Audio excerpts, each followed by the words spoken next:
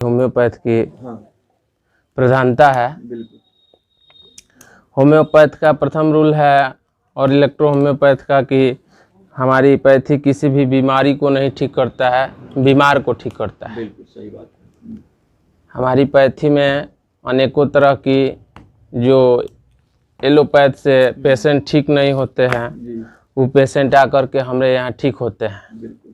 ठीक होने का कारण है कि जहाँ आपका एलोपैथ अपना ट्रीटमेंट स्टॉप करता है, वहाँ से हमारी जो पैथी है अपना ट्रीटमेंट करने का जो प्रक्रिया है उसे स्टार्ट करता है। तो सिमिलर सिमिया एंड सम के द्वारा हमारी जो पैथी है वो पेशेंट को ठीक करता है और कम से कम ड्रग्स तो फ्री होता है। हमारी नॉट साइड इफ़ेक्ट के ही मेडिसिन है हमारी। 80% जो भी है हमारी मेडिसिन में क्योर, 80% क्या 98% प्यूरिफाइड ऑफ अल्कोहल और वाटर और मिनरल्स के द्वारा बनी हुई होती है। तो इसके द्वारा हम अनेकों क्रोनिक और एक्यूट डिजीज को क्योर करते हैं जी।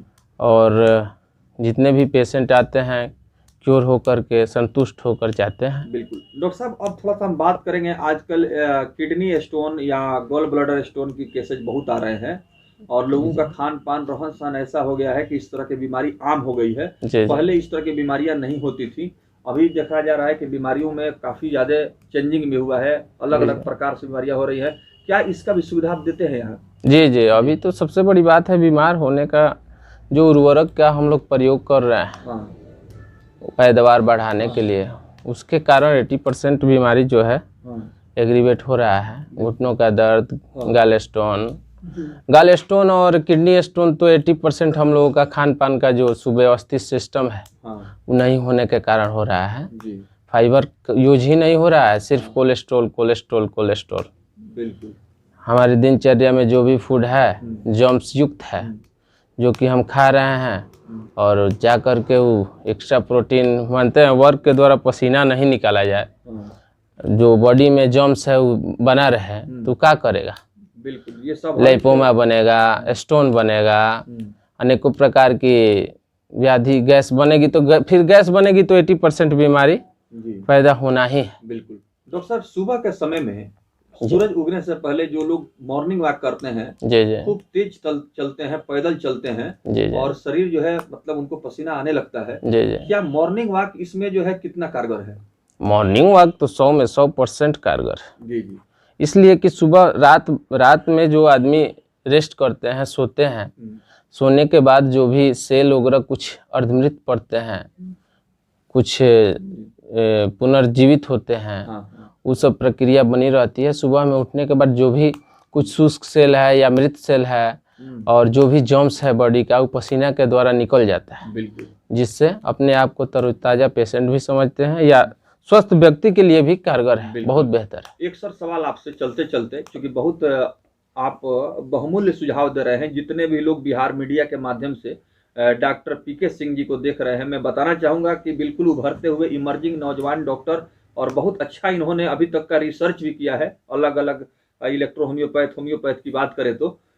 डॉक्टर साहब बहुत सारे लोग हैं जैसे उनका खाने का कोई टाइमिंग नहीं है जी जी, और सुबह का नाश्ता भी उस समय से नहीं लेते हैं, काफ़ी देर कर देते हैं जी जी, चाय वगैरह का इस्तेमाल ज़्यादा करते हैं जी। तो ये जो मतलब जीवनचर्या है, लाइफ स्टाइल है जी जी, क्या इसके वजह से भी इस तरह की बीमारियां आ रही हैं क्या पैदा हो रही हैं? हाँ, सुव्यवस्थित अगर डाइटिंग है तो सबसे बड़ी व्याधि का कारण है।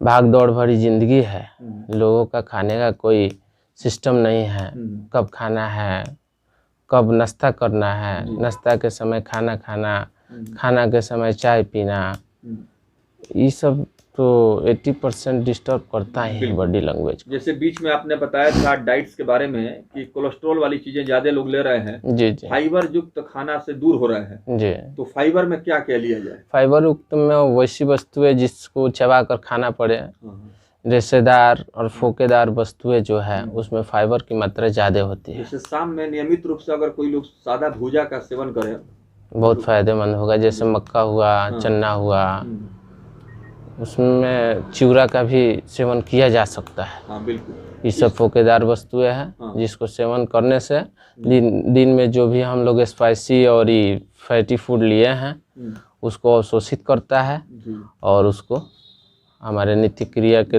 जो भी ई है उसके द्वारा अपशिष्ट को निकाल देता है। जी जी जी। अंतिम सवाल डॉक्टर साहब, बिहार में जो शराबबंदी लागू हुई है जी जी और देखा जा रहा है अल्कोहल को लेकर के, कहीं न कहीं पदाधिकारी भी उनका जो है रवैया एक शोषण का हो गया है। जी जी। और जो पदाधिकारी है वो अपने पावर का ध्वंस दिखाते हुए बहुत सारे हॉस्पिटल्स जो इलेक्ट्रो होम्योपैथ के हैं, होम्योपैथ के हैं, वहाँ बेवजह जो है रेड कर रहे हैं और जांच के नाम पर उगाही कर रहे हैं। तो क्या बिहार में जो शराबबंदी कानून लागू हुई है उसके बाद से आप जैसे पेशे वाले जो डॉक्टर हैं उनको भी कहीं ना कहीं जो है परेशान होना पड़ रहा है क्या? जी जी, परेशान तो होना ही पड़ रहा है। जी जी।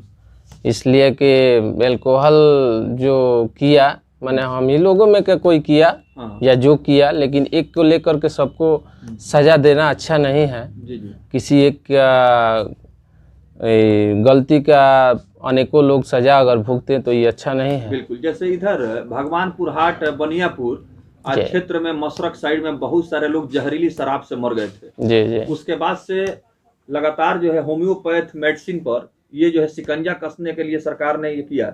जी जी। देखा गया कि बेवजह बहुत सारे जगहों पर छापेमारी शुरू हो गई। जी जी। हालांकि गिने चुने लोग कुछ करते हैं लेकिन पूरा पेशा में लोग बदनाम हो जाते हैं। जी जी। तो कुछ इस तरह की समस्या अगर आपके पास हो तो आप बता सकते हैं।